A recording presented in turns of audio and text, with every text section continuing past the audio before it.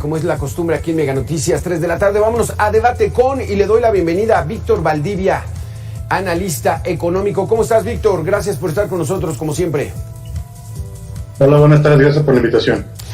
Aquí hay, digamos, un mismo evento con muchas visiones que van desde la algarabía, el resultado, 9 millones de mexicanos que salen de la pobreza. Pero ¿cómo lo podemos entender? Porque hay otras voces que dicen, bueno, pero 30 millones sin seguridad social. Vámonos por partes. ¿Cómo podemos entender estos resultados? ¿Por qué dicen que hay 9 millones de pobres menos en el país? Bueno, Coneval es una institución que se dedica a medir las políticas públicas, qué tan efecto es. Es una institución muy, muy seria, bastante reconocida, yo la respaldo 100%. Me ha tocado trabajar con ellos, capacitarme con ellos, de las más serias que hay en México. También hay que entender algo, la forma de medir la pobreza en México es algo bastante importante y muy bien hecho.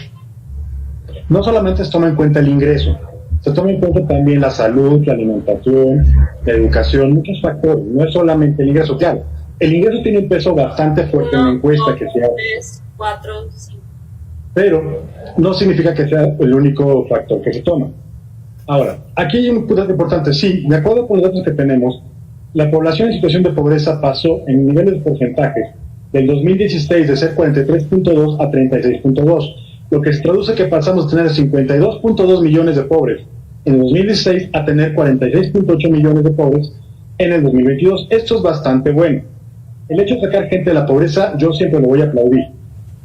El problema es si ve todos los demás factores que están aquí y cómo es que salieron de la pobreza. Porque al mismo tiempo, cuando revisamos los datos de carencia por acceso en el servicio de salud, sí, pasamos de tener 20 millones de mexicanos que carecían del sistema de salud a tener ahorita más de 50 millones. Antes de que lleguemos a eso, Víctor, antes de que lleguemos a eso, entonces, que tratemos de explicar cómo consideran que sale de la pobreza, porque empiezan a recibir más recursos. Obviamente, pues bueno, el dinero se transforma en beneficios de necesidades básicas, pero te invito a que nos demos, antes de que me respondas, la bienvenida a Ana Gutiérrez, coordinadora de Mercado Laboral y Comercio Exterior del IMCO.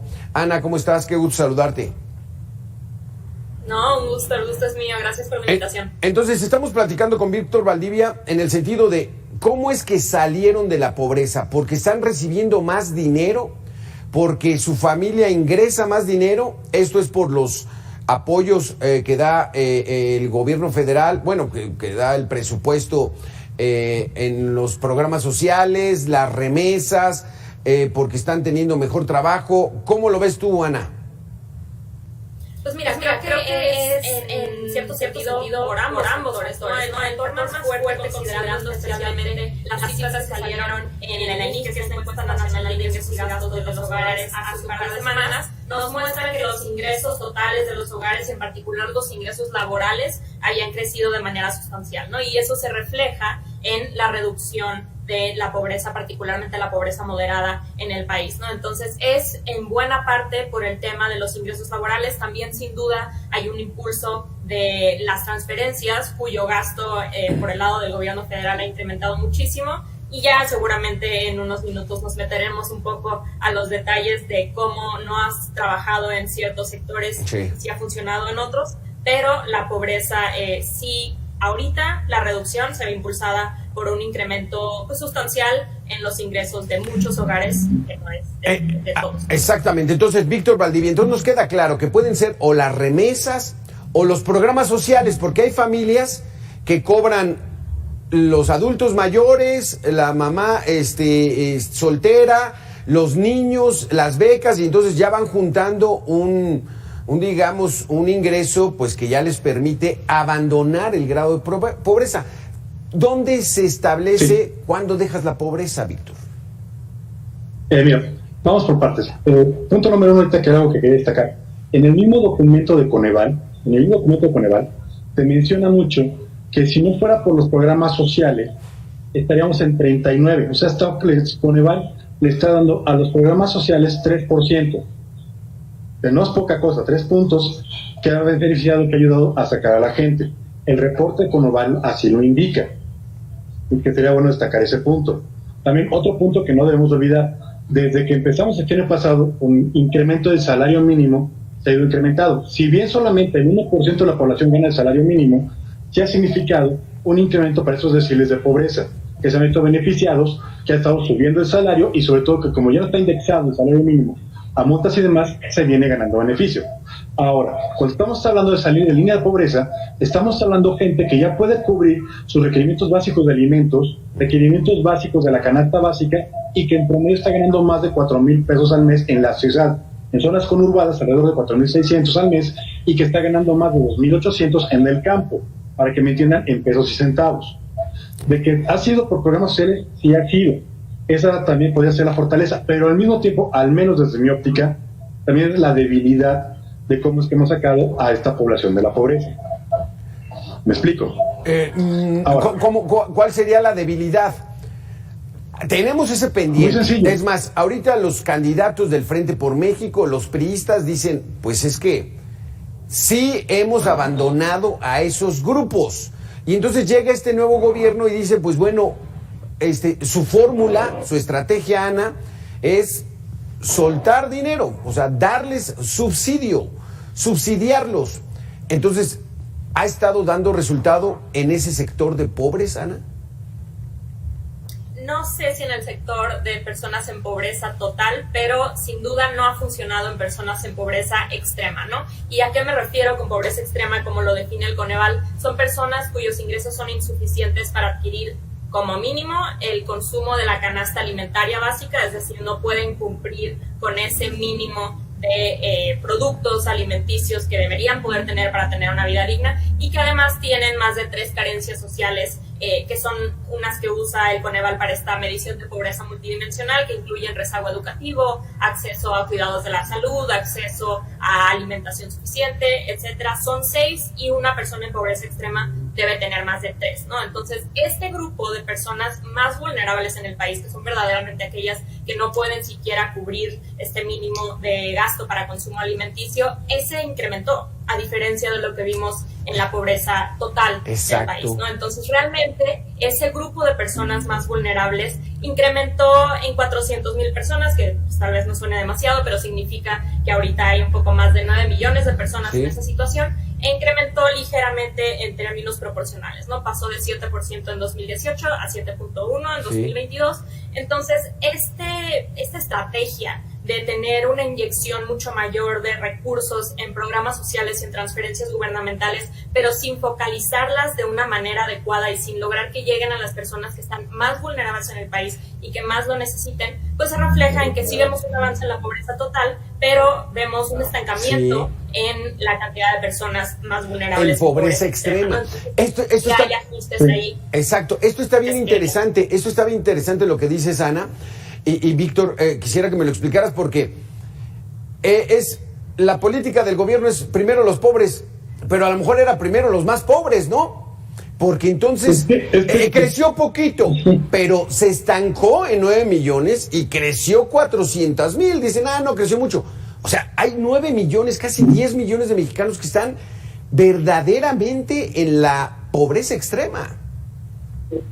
Sí, mira, esta parte es muy interesante. Inclusive la pobreza extrema estaba en 2020 en 10.8 y está en 9.1. Bajó poquito. Sí, efectivamente. La maestra Ana tiene razón en lo que acaba de comentar y es un punto muy interesante.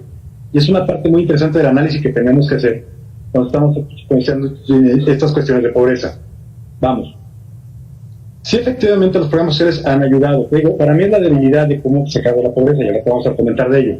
Pero efectivamente, la misma naturaleza de los programas no está llegando a los grupos más vulnerables. O, como hay otros elementos, como yo te comentaba, que bien comenta Ana, que están en la encuesta, como viene siendo salud, que para mí es un elemento básico, educación, que está muy golpeada también, y demás factores, es lo que se ve reflejado en la pobreza extrema. Vamos, el hecho de que una política vaya bien no significa que todas van a ir bien. Y el hecho de que estén varias fallando se está reflejando en la encuesta y en la investigación que estamos haciendo. Ana tiene mucha razón en lo que está comentando, y te juro que es algo bien interesante para los economistas ver qué está pasando. Sacamos pobreza, pero aumenta la pobreza extrema. Pareciera que estamos focalizando los apoyos en ciertos sectores sociales, pero no estamos llegando a la base y no estamos llegando a todos. Entonces, aquí también vendrían muchas preguntas, muchas, que pueden ser para 5 programas. Pero la primera pregunta que yo haría, el dinero que tiene que ir a los grupos más pobres, ¿por qué no está llegando? Y si no está llegando, ¿a dónde se está yendo? Punto número 1. Punto número 2, ¿por qué las remesas no están impactando en los grupos más pobres? Y se supone que son los que tienen más familia en Estados Unidos, ¿por qué las remesas a ellos no les está llegando? Punto número 3, ¿por qué si estamos bajando la pobreza en México, seguimos aumentando el número de migrantes a Estados Unidos y ha aumentado el monto de remesas que están mandando hacia acá? Okay. Entonces, aquí hay muchos elementos que podemos estar preguntando qué está pasando. Y estamos viendo también el reflejo de muchas políticas públicas, que algunas funcionan y otras no. Sí, efectivamente, podemos decir, tenemos esos grupos abandonados, perfecto, pero ¿cómo los vas a ayudar? ¿Enseñándoles a pescar o dándoles el pescado? Si les doy el pescado, ya les quité el hambre durante un buen rato, ya no son pobres. Padre, pero ¿qué pasa si en algún momento tenemos problemas de finanzas públicas? Claro. ¿Qué pasa si en algún momento tenemos un problema de ingreso? Ahí son problemas y es la debilidad que tiene el programa. Al mismo tiempo, estas personas son libres de votar por quien quieran o van a depender del Estado y del gobierno toda su vida. Sí, claro.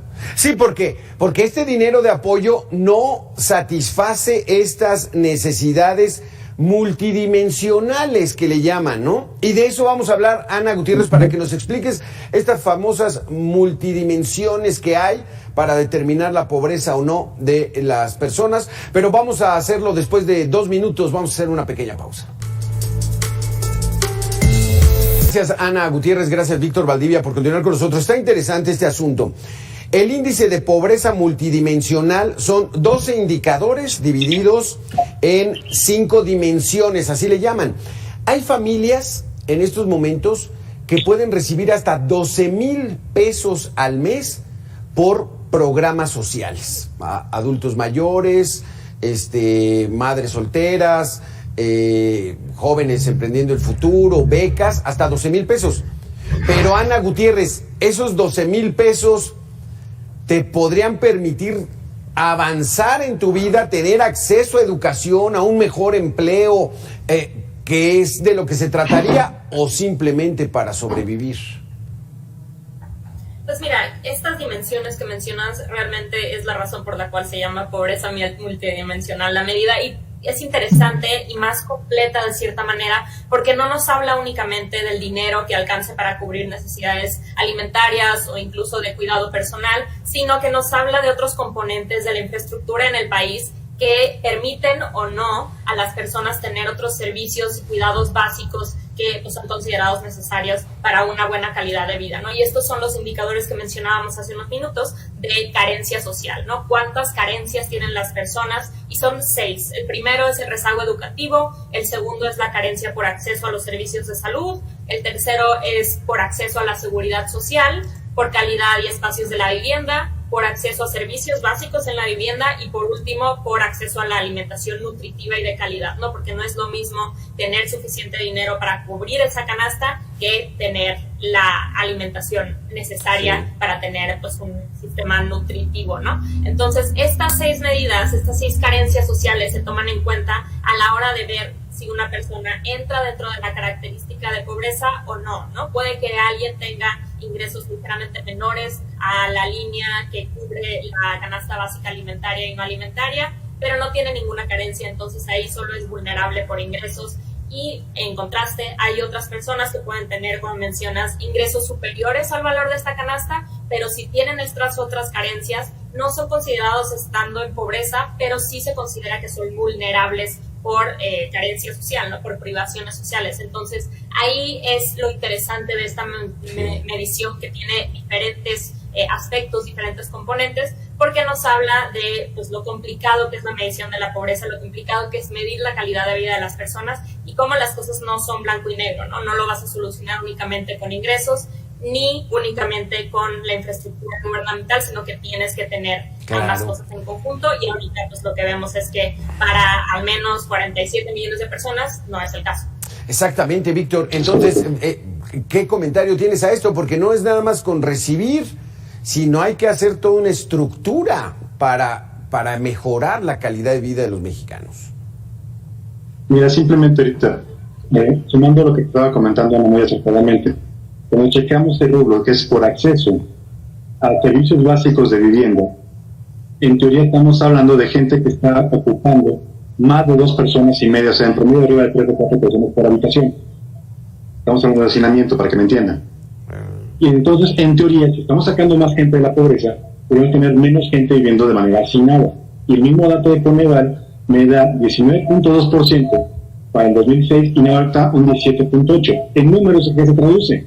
Que pasamos de 23.1 millones a 22.9 millones viviendo en hacinamiento. O sea, una baja de menos de 200.000 personas en 4 años.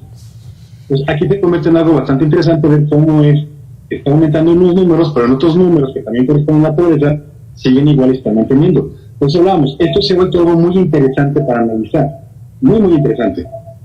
Y es lo que estamos comentando. Ahora, ¿cuál es el problema? Tú hace rato preguntabas, ¿el hecho de que tenga una persona mayor ingreso significa que va a invertir en salud y educación? Estamos viendo que no, porque también los datos que tenemos en rezago educativo me lo está marcando. En rezago educativo teníamos 22.3 millones de personas, con rezago educativo ya tenemos 25.1 millones. O sea, aumentó 3 millones el rezago educativo, gente que no acabó que no llegó ni a la preparatoria, que no la acabó. Eso es rezago educativo. Entonces, son los elementos que estamos diciendo que estamos metiendo dinero de manera directa, estamos diciendo que sacamos a la pobreza porque efectivamente los montos están marcando eso al momento de que sacan la mesa estadística y el ingreso ocupa un porcentaje de los 6 que se necesitan para sacar a una persona de la pobreza. Y más ahorita que también si observamos los datos, se ve perfectamente muy bien el incremento que se hicieron en las pensiones de adultos mayores y en otros apoyos sociales en este año. Porque al menos hasta el año pasado, que estaban manejando ciertas cantidades y ciertos montos, no se veía tan fuerte el número de gente que salía de la pobreza. Ahorita sí, y coincide con los incrementos que se han estado dando. Ahora, como te digo, ¿cuál es el problema? ¿Enseñamos a la gente a ganar dinero o les damos dinero? Claro. Si les damos dinero va a depender siempre de la persona que se les dé. Si ganan dinero no van a depender de nadie. Sí. Entonces, ahí tenemos un grave problema. Que ese punto es fundamental. Muchos especialistas, Ana Gutiérrez, hablan de que para salir verdaderamente de la pobreza de manera sostenida es el trabajo, es el tener un empleo bien remunerado con beneficios sociales, con acceso a educación, los niños, acceso de salud. O sea, se requieren más cosas, Ana. Sin duda, sin duda. El tema del empleo y el tema del incremento en los ingresos laborales creo que es fundamental, ¿no? Y ahorita vemos que en el cambio de 2018 a 2022, afortunadamente sí fue un impulsor importante, al menos para la salida de estas personas que estaban previamente en pobreza moderada y ahora ya no lo están. Entonces, sí estamos viendo un impulso de eso. También vemos un impulso en particular para esta evolución de pobreza moderada a clase media, si le queremos decir de alguna manera, del lado de las transferencias, pero sí es importante que nos concentremos y que hablemos sobre el hecho de que el que tiene más poder para ser sostenible, como lo dices, es el ingreso laboral, ¿no? Y no solo el ingreso, sino el empleo formal. Y ahorita me interesa esto que dijiste del acceso a servicios del cuidado de la salud, porque eso está muy ligado, por un lado, con el trabajo formal, ¿no? Que te puede dar acceso a IMSS, a ISSSTE o alguna otra institución que te ayude no solo a tener seguridad social, sino a tener acceso a cuidado de la salud, que es algo que es una de las notas tal vez más preocupantes que vimos en los datos de 2022, porque vemos que, creo que ya lo habían mencionado por ahí, hubo un incremento de 30 millones de personas que antes tenían acceso a alguna institución o a algo, un programa que les daba apoyo al cuidado de la salud y ahora ya no lo tienen, ¿no? Y ahí vemos que es importante el IMSS y es importante ¿No habrá un error ahí o una mala interpretación, Ana? O sea, 30 millones de personas que estaban en el Seguro Popular, lo desaparecieron, crearon el INSABI, que fue el fracaso, y ahorita están a la buena de Dios. Sin duda, eso pues nos habla acerca de la importancia de la planeación, ¿no? Porque eliminar el Seguro Popular sin tener una opción, una alternativa bien planeada, que fuera funcional, que pudiera dar esta cobertura a las personas, pues resulta en algo muy claro y en la pérdida para 30 millones de personas de estos cuidados, ¿no? Y eso afecta también sus capacidades económicas, porque aun cuando tengan ingresos superiores a cierta línea, si necesitan cuidados a la salud y no tienen acceso a ellos por algún tipo de programa, ya sea otorgado por su empleo u otorgado como sistema universal o alguna otra manera de dar apoyo al cuidado de la salud, pues van a tener ellos que gastar más dinero de su bolsillo y van a perder ingresos, van a perder recursos para poder gastar en otras cosas, ¿no? Entonces tiene ramificaciones que van muchísimo más allá del incremento en las carencias, de este incremento en 30 millones de personas que no tienen esas posibilidades, y pues les reduce su poder económico para gastar en otras cosas y termina afectando al final del día de nuevo a los más vulnerables y a quienes menos tienen, ¿no? Entonces esa es una gran preocupación que sale de los datos de 2022 y pues que está un poco separado de esta historia de reducción de pobreza moderada, pero no por eso es menos importante.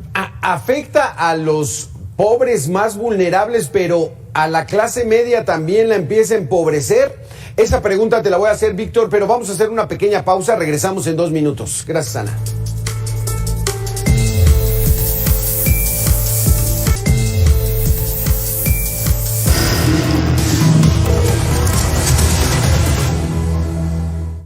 Esta es información de último momento. Reportan que allá en Ecuador la violencia política continúa. Se confirma la muerte del dirigente del partido Revolución Ciudadana, Pedro Briones. Fue asesinado de un impacto de bala. Este suceso se suma al de recientemente del otro candidato a la presidencia de la República. Ecuador está viviendo una situación absolutamente lamentable. Esperemos que esto ya no escale más. Las elecciones son el 20 de agosto, en unos cuantos días. Y pues bueno, ahí está el reporte de último momento. Pedro Briones asesinado. Investigan si este hecho tiene relación con el de, ya le decía yo, Fernando Villavicencio, apenas ocurrido la semana pasada. Y pues bueno, está la situación muy complicada allá en Ecuador. Regresamos con el tema aquí de Mega Noticias, la pobreza. Entonces, quiero entenderlo así: de pobreza extrema pasa uno a pobreza moderada, de ahí a pobreza vulnerable, o sea, gente que puede regresar en cualquier momento. Y después, ¿qué sigue? ¿Ya entraría la clase media? ¿La gente que tiene más o menos ya no entra dentro de estas multidimensiones? ¿O cómo es esto, Víctor? Digamos que son, como bien comentaba hace un momento, Ana, son los factores que vas teniendo. Si vas metiendo, mientras menos rezagos, mientras menos carencias, menos pobreza. Mientras más carencias, mayor pobreza. Son los 6 factores. Estamos hablando de educación, servicio de salud, seguridad social, vivienda, alimentos básicos, alimentación nutritiva y de calidad. Todos estos elementos que estamos platicando. Cuando tenemos gente con más de 3 o 4 elementos, ya tenemos una pobreza extrema. Para que me entienda, la gente que vive en casas de cartón no tiene seguridad para vivienda, no tiene seguridad alimentaria, no tiene salud y lógicamente tampoco tiene educativo. Y así vamos elevando. De repente tenemos gente que ya tiene casas de piso de piedra, que ya tiene su casa más decente, ya tiene 2 o 3 recámaras, ya nada más tiene carencias en salud, en educación, y así sucesivamente, hasta que tenemos personas que no tienen ninguna carencia. Pero aquí tenemos, o nada más tiene una sola carencia. Pero aquí, como tú comentabas, podemos tener gente de la clase media que caiga en pobreza. Durante la pandemia tuvimos un incremento fuerte de la pobreza, también tenemos que reconocerlo. Y eso se dio a que mucha gente cerró su negocio o perdió su empleo. También eso es algo que se está reflejando aquí que no hemos comentado. Hubo mucha gente que en la pandemia se quedó sin trabajo, cerró su negocio y se apoyó en su familia. Y se ve reflejado en cuestión de pobreza, que ahorita ya otra vez está trabajando, ya regresa a la actividad, ya abre su negocio y ya está saliendo de ese margen. Y ese punto no lo habíamos comentado. También no lo podemos dejar afuera. Entonces, esos son los elementos que tenemos. Ahora, tú comentabas hace un momento, ¿qué tanto la salud puede afectar por lo que comentaba Ana tan acertadamente? Te lo puedo decir, un problema puede acabar con la economía de una familia sin problema. Hacerlo pedazos. Vamos, desde algo tan simple que a mí me tocó en marzo, que fue una apendicitis aguda, que sí le dio la torre a la economía familiar de esta casa, le dio la torre, o hasta cosas más grandes, como en su momento un tío mío que se rompió la columna vertebral y quedó paralítico, que acabó con la economía de 3 familias, de 3 casas. Ese es el problema que tenemos. Y ahorita tenemos a 50 millones que no tienen seguridad y que si pasara algún problema fuerte, cáncer, diabetes, sida, no sé, algo fuerte, podría acabar con la economía de toda la familia y no solamente con la vida. Al mismo tiempo tenemos mucha gente que podría pasar a pobreza extrema por esos elementos. ¿Me explico? Sí. Bueno, entonces, a eso que estamos comentando, son los elementos que nos van preocupando más, porque de esos otros, recordemos que somos 120 millones de mexicanos y 50 millones tienen salud. De los que sí tienen servicio de salud, la gran mayoría, cerca de un 60%, están en el Seguro Social, 30% en el ISSSTE y los demás en el INSABI, o lo que antes era el INSABI, que es lo que están reportando. Entonces le estamos cargando la mano al Seguro Social, pero no le estamos dando más recursos. Ese es el problema real que tenemos.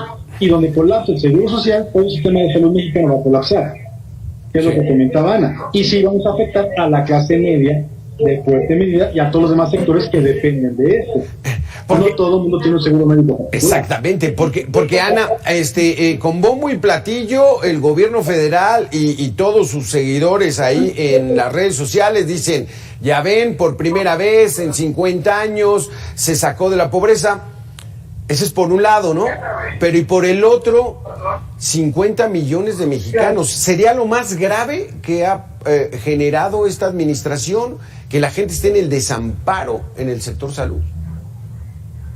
Creo que sin duda es grave y es algo que se tiene que solucionar, ¿no? Ese es un error enorme, la eliminación de este tema del Seguro Popular, que daba de cierta manera apoyo al cuidado de la salud de personas que no están afiliadas a otra institución y que ahora realmente se elimina. Y además es un foco rojo, ¿no? Porque como menciona Víctor, tener a estas personas que ahorita no están en pobreza, pero sí están en vulnerabilidad por tener al menos una carencia social o más, son personas que muy fácilmente pueden caer en la pobreza si algo pasa con sus ingresos, ¿no? Y esa población también incrementó, la población que está vulnerable por carencias sociales, pero que tiene ingresos suficientes para cubrir las canastas básicas, incrementó en 3 millones de personas respecto a 2018. Entonces ahí tienes alrededor de 38 millones de personas que tienen carencias sociales, tienen ahorita ingresos suficientes para cubrir necesidades básicas, pero en periodos de crisis o en periodos de cambio o volatilidad pueden verse muy fácilmente regresando a la pobreza, ¿no? Entonces ahí es un tema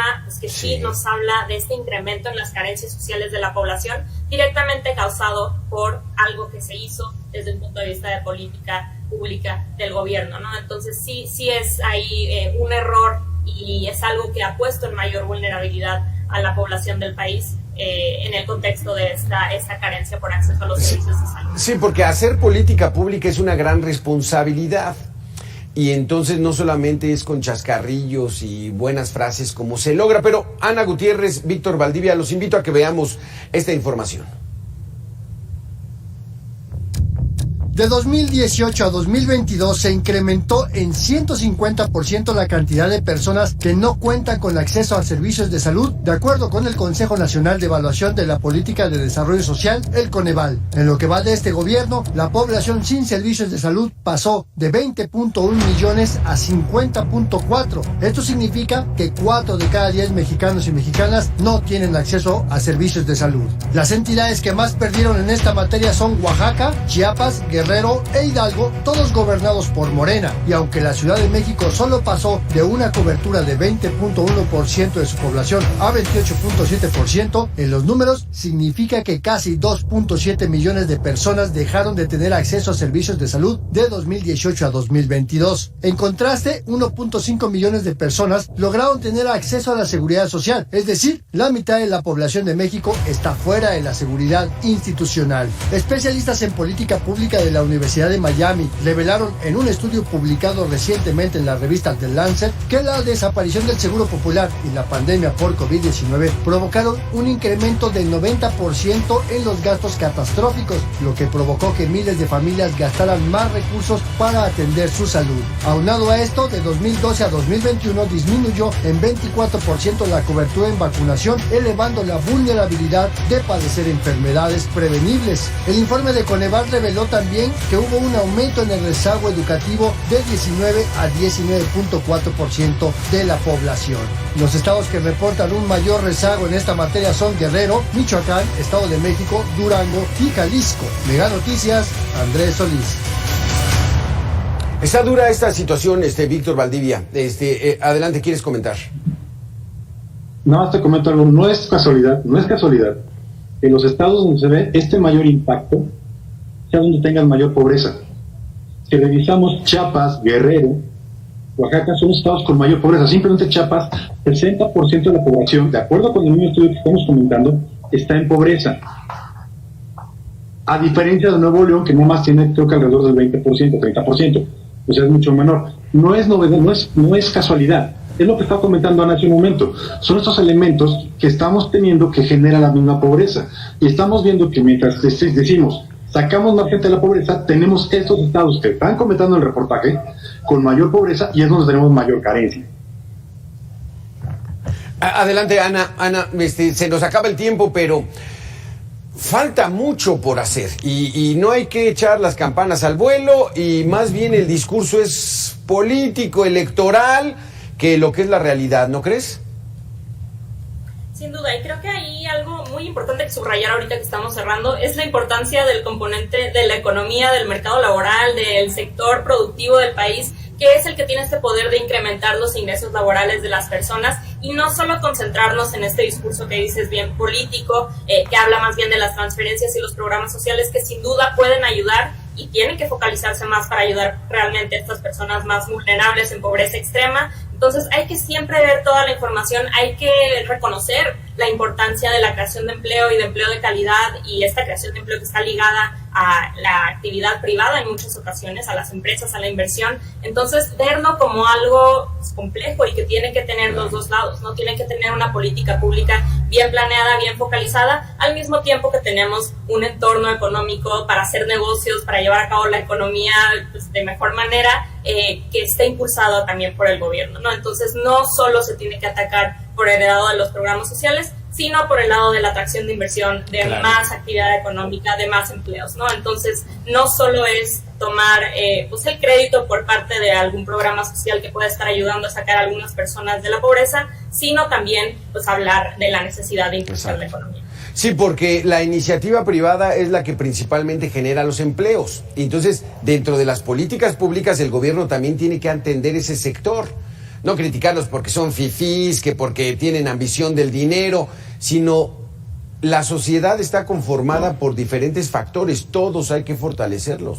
No nada más, como dices, Ana, no nada más algunos. Gracias, Ana Gutiérrez, del IMCO, y Víctor Valdivia, analista económico. Gracias a los dos por haber estado aquí en Mega Noticias. Nosotros regresamos en 2 minutos.